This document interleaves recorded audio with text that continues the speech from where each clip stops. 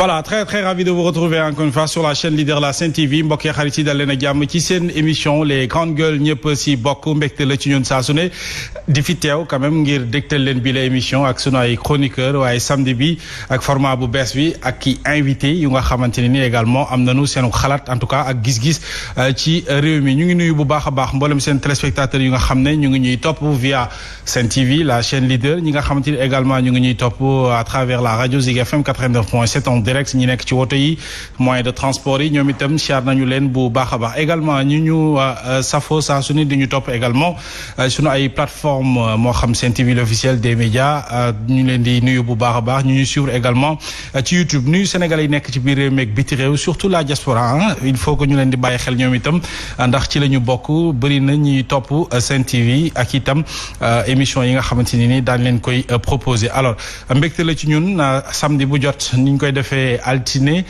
ba samedi ngir di fi teew waxtaanee quand même tolluwaay réew mi ak actualité loolu mooy seen émission grande gueule alors ci noonu itam la ñuy nuyu bu baax a baax sunu ay chroniqueur ku ci mel ni Abdoulaye Mbow ñu ngi lay nuyu bu baax a baax namoon la nag grand namoon la bu baax a baax heureusement samedi bi gisaat naa la dinañu gën a yokkaat. ñu ngi lay mais benn fan la woon rek si semaine bi. mais macha allah loolu dafay wane ne rek. que ni mbooloo jokkoo te tabax lu rafet. moom rek a fi am. dëgg la defe naa ni dañuy wax xarit dañuy wax mbokk. te ñaar yëpp am solo. def naa ne mbokk moom bi ko yàlla ne wàccal si kaw suuf da doon jooy. yàlla bi mu ko nee mbokk looy jooy mu ne ko damay ragal su ma wàcc ñu dog ma. ndeysaan yàlla na ko wàccal. kon dog ma dog baaxul. kon mbokk dox ko jox ko dafa baax. te l'amitié et véritablement les bons rapports. à mon avis sont la plus belle idée depuis l'invention du bonheur. quand même et de ce point de vue là def naa ni ku koy xoolee noonu. daa mën a moytu mbir yu bari. bien sûr maa ngi lay siyaar di nuyu Kader di nuyu nos très chers invités j'allais dire nos éminents invités. oui parce que tam ku ne professeur xam ne. ay borom xam-xam lañu parce que kay wasaare ak a jàngale xam-xam moom. à la kulial tu as une bonne place dans la société. bien sûr te defe naa ni loolu dafa nit ñi war nañu xam ne dafa am solo. maa ngi nuyu mboolemu téléspectateur auditeur ak waa SICAP. Liberté 1 ba 6 SICAP le koñ ba. waaw sama waa koñ quoi. voilà di nuyu bu baax les Sénégalais de la diaspora. tout à surtout fait parce que bu ñu fàttali ni itam ils contribuent énormément. bien sûr véritablement à l'effort de développement. tout à fait à un niveau familial. quand même ba pare nag dafa am lu bari loo xam ne dañ koy tabax. te loolu defe naa ni dafay dugg bu baax si li nga xam moo di produit intérieur brut Sénégal. bien sûr ak yeneen indice de développement yoo xam ne Sénégal da siy gis boppam. donc on les salue tous à travers l'Afrique et le reste du monde. merci beaucoup kooku mooy Abdoulaye Mbow samedi bu jot ñooy nekk fii mu doon mbégte ci ñun ndax saa yi ñooy def ñuy dolli alors mon cher Kader. Kader l'entrepreneur. waay ñu ngi lay siyaar. delloo ziar baax a baax Mohamed vraiment c'est toujours un plaisir de la retrouver ci plateau bi. mais ni nga ko waxee tey on a des éminents professeurs. à commencer par Abdoulaye Mbow et nos invités. donc di leen nuyu bu baax a baax di leen jox seen wàccuwaay mais aussi nuyu internet auditeurs téléspectateurs ainsi que ñi nga xam ne ñoom ñooy vraiment soppe yi nga xam ne bis bu ne ñu jot seen i ay messages fu ñu daje tamit ñu wane mbégteeg bànneex bi ñuy am. ci bile émission kon lépp ñoom ñoo ko moom ñu leen souhaiter ñoom ñëpp aussi bon week-end. merci beaucoup kooku mooy Kader Dia moom itam samedi bu jot vous avez l'habitude quand même de le voir sur le plateau de Grande Gueule ñëpp si bokk alors Abdoulaye Mbow ni mu ko waxee tey ñu am mbégte lool dalal fii ñaari kàngam ñoom itam ñu ñëw wéttaluñu également ci émission bi mu doon format bu bees désormais tous les samedis vous aurez des invités ñi nga xamante ni nii ñoom itam am nañu gis-gis ci réew mi te it di leen di déglu da ci am solo lool alors ñu am mbégte lool dalal ci ku ci mel ni Pape Koura Mbaye moom nag enseignant la di expert observateur électoral président association citoyen à politique membre de la société civile sénégalaise monsieur Mbaye ñu ngi lay nuyu bu baax a baax am mbégte dalalaat la ci Sen TV rawatina plateau bi di les grandes gueules ñëpp si bokk. salaamaaleykum maa ngi nuyu Mohamed di nuyu di kontaan di jëlaat votre émission. l'essentiel tout à fait. di nuyu Kader. nuyu kilifa diine ak kilifa aada nekk si biir réew mi yëpp. nuyu waa jàngu bi.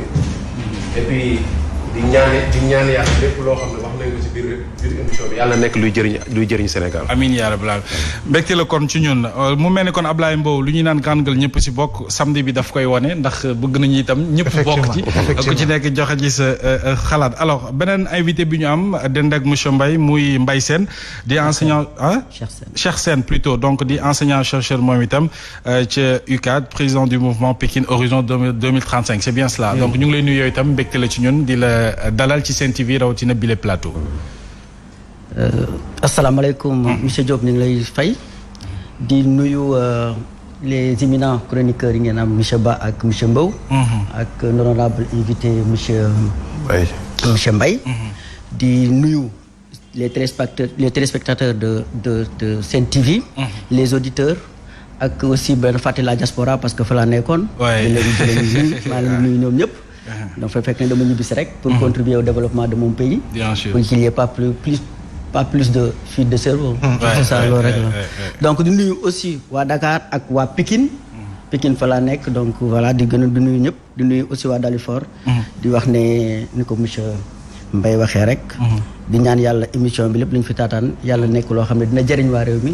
jëriñ waa askan wi. très bien merci beaucoup alors on va souhaiter un joyeux anniversaire à El Hadj Boun Rassoul Diop di sunu doom moom itam mi ngi koy fêté ni ngi ko koy souhaité bu baax a baax ak mboolem seen ñi nekk ca kër ga Ablaye Mbow waxtaan bi ñu tàmbale ko actualité comme ni ñu ko defee toute la semaine du lundi au vendredi muy lu jëm ci dialogue bi nga xam ne en tout cas entre acteurs politiques wala sénégalais yu ci bëri xamuñu ban tànk la ñuy fecc ci tey poñ bu njëkk bi ñu fas yéene ci waxtaan daje bu nga xamante ni amoon na diggante le président Macky Sall Barthélémy Diaz Khalifa Ababacar Sall alors ñu gis ne également communiqué Yewwi Askan Wi wax na ne amul benn rapprochement bu ñu mën a jàngatee ci boobu léegi ndaje donte toute la semaine également ay commentaires gis nañu ko ci ne ay rapprochement wala waxtaan ci suuf mi ngi am ndax ndaje boobu am na lu ci louche alors ñun nag ñu laaj mooy ban Yewwi à quel Yewwi se fier mooy Yewwi Askan Wi bi nga xam te ni certains de ses membres jàppal nañu ne favorable nañu ci dialogue boobu même mu dee teg nañu ay conditions beneen Yewwi bi génne peut-être communiqué wax ne amul benn rapprochement bu nu mën a jàngat alors quelle lecture ci situation bi ni mel. jërëjëf Seydi Mohamed damay tàmbalee di wax ni effectivement que ni analyse fait pour fait. itam dañuy éviter véritablement en ce qui me concerne man damay éviter di verser dans véritablement cette analyse émotive boo xam ne en réalité dañuy bëgg ñëpp embarqué wu dans un sens boo xam ne dañuy bëgg ñëpp fa la ñuy xoole c'est comme si en réalité dañ la taqal lu ñu koy waxatee kii ñu koy waxatee j'oublie encore le nom loo xam ne daal benn bët ngay gisee au point de devenir borgne mais véritablement loolu man dama koy daal di moytu parce que il faut quand même faire le distinguo par rapport ak li nga xam ne am na effectivement lu am na lu ñu ko mën a interpréter ku nekk nag am na lu mu ko neexee la koy interpréter mais su may ñëw si li nga xam ne moo xew d'abord ñu gis ni effectivement ñu ne président ak Khalifa Sall gis nañu ñu accoladante accolade vraiment de chaleur suñu ko mënee waxee noonu gis nañ ko mu def ko waaw kanam yi yaa ngi ñuy reetaan gis nañu mu def ko ak Habib Sy bi nga xam ne mooy actuel président de la conférence des leaders de la coalition Benno Bokk Yaakaar Yewwi Askan Wi autant pour moi ñu gis ni effectivement tagg na Barthélémy Diaz pour reprendre les propos qu'avait tenu le président Abdoulaye Wade à l'endroit de Karim Wade bi mu ko naan ba je dirais à un moment que tu as bien travaillé moom président Macky Sall ne na ko je dirais à ton père qui est avec nous que tu as bien travaillé encore une fois bu si nekk am na ñu koy jàngate boo ñëwee si li nga xam ne moom le président wax à l'endroit du maire Barthélémy Diaz da ngay xam ni président même bu fekkee ni cérémonie bi c'était une cérémonie solennelle purement institutionnelle dina def une communication boo xam ne c'est une communication politique la forme de communication politique nag c'est une forme de communication directe à impact direct à interprétation directe ba tax na effectivement boo gisee mbir mi di nga ne attention président Macky Sall ak Barthélémy Diaz heurtal yi amoon seen diggante tey jii lan moo xew oui il est dans une forme de communication te tant que jàngatoo la communication dans sa large plénitude effectivement da ngay dugg ci benn interprétation boo xam ne tu restes sur la forme doo bëgg dugg dans le fond te itam booy disséquer au-delà des propos il faut disséquer les images. parce que itam jamono ji nga xam ne président mi ngi wax il faut nga bàyyi xel ci Barthélémy Diaz na mu réewee ak na mu defee. loxo wax ak nu mu réagir pour wane ni quelque part tam fu réaction boobu mun nga ko interpréter. ne président yaa ngi wax de mais li ngay wax ni daal dafa mel ni waxu dóor la. ñu baal ci kàddu bi xam nga waxu baab la quoi.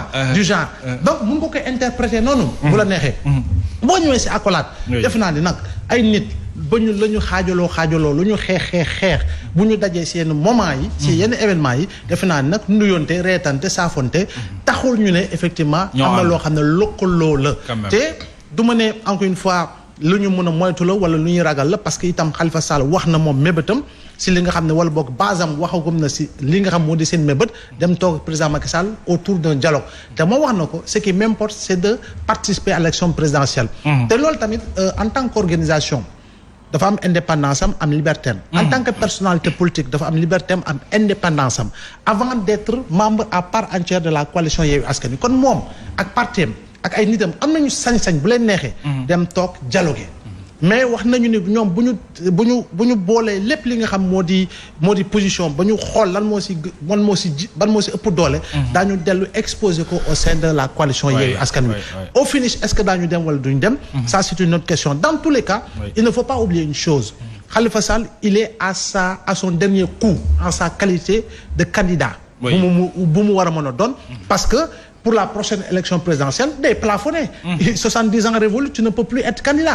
donc bu ñu fàtte ni itam bii mooy lasu kulam. mooy dernière cartam s'il n'est pas candidat il ne peut plus être candidat. l'autre élément aussi gars yi ñuy wax avec nii wala nële bu ñu fàtte ni Barthélémy Diaz avait également dit.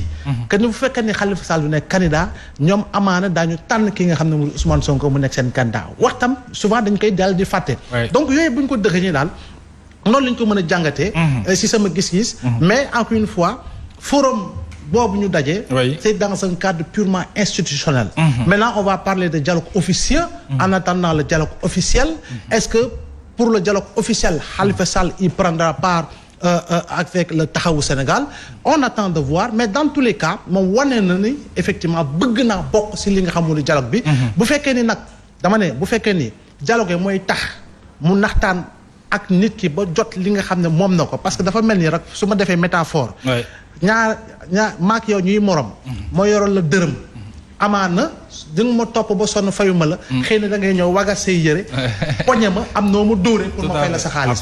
bu fekkee ne na mag moo la yoral mu nga yoral xaalis bi.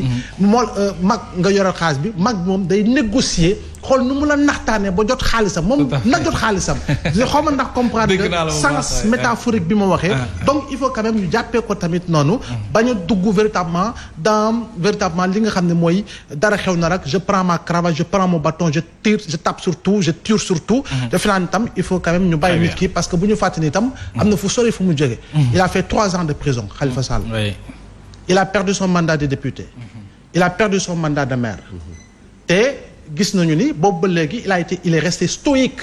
je dis bien il est resté stoïque. totalement stoïque. nekkul ci ay parparloo ak ci demee noonu. donc nit ki par rapport ak moom nu mu mel par rapport à son comportement dans l'environnement politique. am na keneen koo xam ne moom lamset la yor. am na koo xam ne épée la yor. am na koo xam ne moom kii la yor ni ñu koy waxee lem la yor. am na koo xam ne laaj la yor si nu muy defee ak nu muy waxee kon ku si nekk rek. ak sa doxalin ak sa gis-gis ak noo koy doxee noo koy dundee.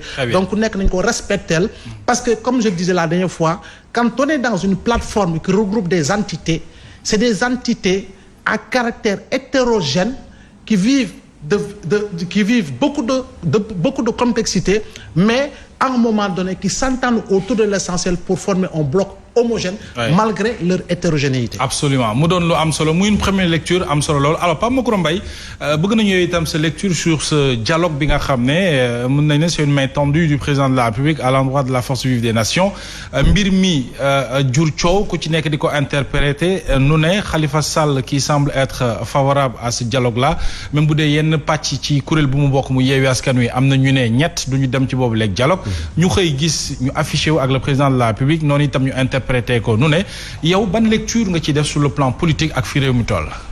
en fait fu may commencer mooy damay commencer rencontre Khalifa Sall. Barthélémy Diaz Macky Sall ci mairie bu Dakar bi. il faut ñu xam posture yi ville de Dakar. ville de Dakar mooy xar-xaramu capitalu Sénégal. Absolument. te boo jëlee exemple ville de Dakar à chaque fois sommet yu am solo si àdduna bi. ville yi ñoo koy organisé. Tout à fait. boo xoolee sommet de l'eau bi lu mu jur. Barthélemy créé na forumam ñee créé forumam te loolu ville de Dakar mooy perte Sénégal moo ciy perte lu bëri. te beneen posture bi tamit Khalifa Sall bu leen fàtte ne maire honoraire ville de Dakar la. loolu tamit ci la bokk. te deuxièmement boo leen xoolee foofu même bu dee wax ne dialogue am na sax boo xoolee salle ba ñu fa nekkoon ci photo yi dañuy gis Soham El Wardini mu ngi fa. Khalifa Sall mu ngi fa ñëpp a ngi fa ñu nuyu ak.